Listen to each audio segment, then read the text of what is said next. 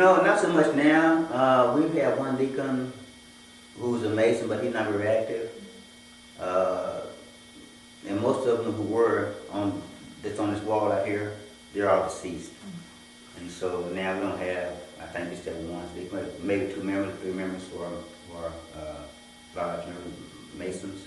But that's about it. It's not as it once was. Can you tell us some of your memories of going to church here as a child or a youngster? Yeah, across the street, my grandmother was I think she was secretary of the church. And so I'd rather go with my friend play basketball on Sunday mornings, get up here and go to church. So she had my clothes starched and ironed and stuff. And my uncle was superintendent, so I had to go to Sunday school and church. Come back at 3 o'clock, more church. Come back at 6 o'clock, more church. All Sunday was church, you know, basketball game, no football game on TV, nothing. Sunday is for church, you know. And this kind of stuck with me. And so it kind of grew up like that from, I guess when I came to Texas, I was about 12, 13. And I lived with my grandparents, and they brought me here. My grandfather never did attend the church. He was kind of like, he believed in God. He just didn't believe in the people who were coming to church, you know. Yeah, he kind of skeptical. What were some of the big events in the church life at that time when you were a teenager? Oh, it was Summer Congress, without a doubt. We had all the Cypress District churches would come together for a week, and it would be busloads and truckloads of people come here, maybe a couple hundred people in the old building, and we divide them off into classes according to age, and we'd have teaching, and they teach Baptist traditional doctrine, and then we come at 7 o'clock for a sermon, and then we go into the old cafeteria lunchroom. They have the sandwiches and cookies and stuff, and we run outside and play a while, we come back in for closing prayer, you know, and that was a big thing, man. Because mt.mariah was a flagship. It was one of the last churches in Cypress District, one of the bigger ones. So we were, you know, although the church was small and not much bigger than the house. But you mentioned in the very beginning of this, you talked about 3 sources that you used to write this. Okay. And the Cypress District Handbook. Mm-hmm. And do you have a copy of that? Mm-hmm. And can I use it? If you bring it back. I will. I can even make copies if that would work. Sure. One of the things, we're talking about the historical subject marker, is that you mentioned in the history that it sort of began with the 2 reverends that got together and they were members of this district. I guess it was the Cypress Baptist District Association, is that right? Mm-hmm.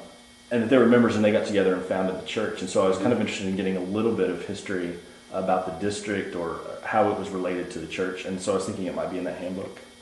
It is. The district started in East Texas, a small community. There were 2 ministers, C.C. Chambers, and he had gotten some black ministers together.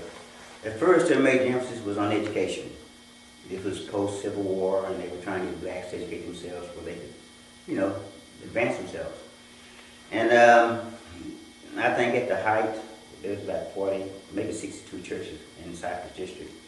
The only ones that I know is still functioning now around here is, of course, mt.mariah Church, Ebenezer Wolf City, St. Paul and Eagleville, Bethlehem and Greenville, but not all of them are still active.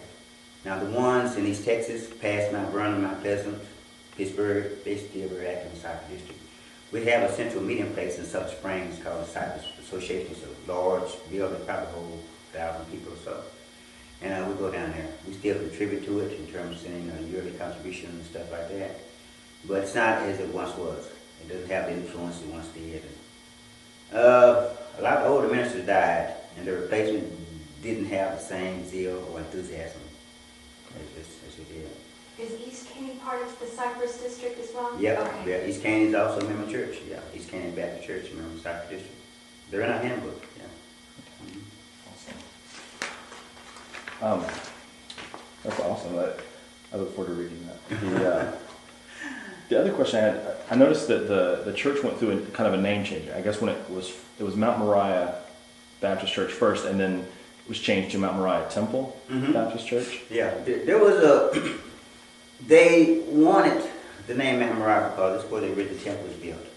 And I think in their minds they wanted to duplicate as much as possible everything about the temple, including the name, I guess, because it's built on Mount Moriah in Jerusalem.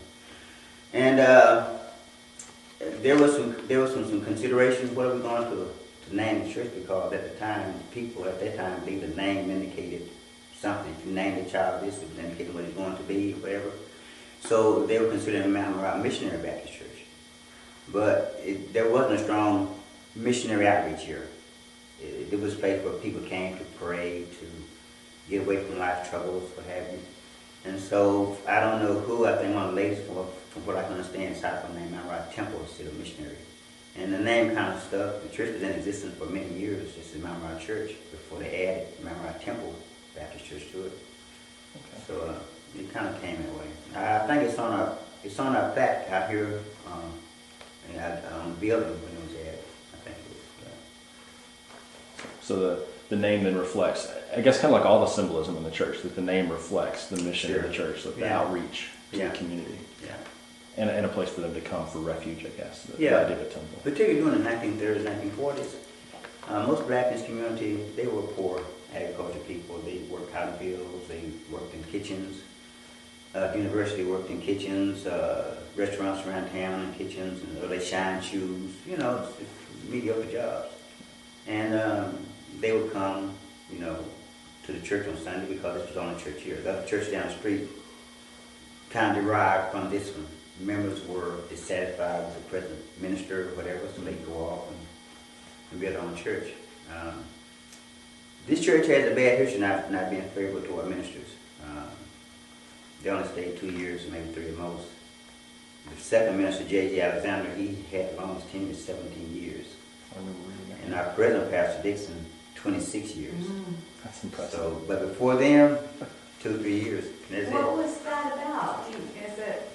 We had some strong deacons. All the deacons were Masons. It's been traditional in the church, all the deacons were Masons.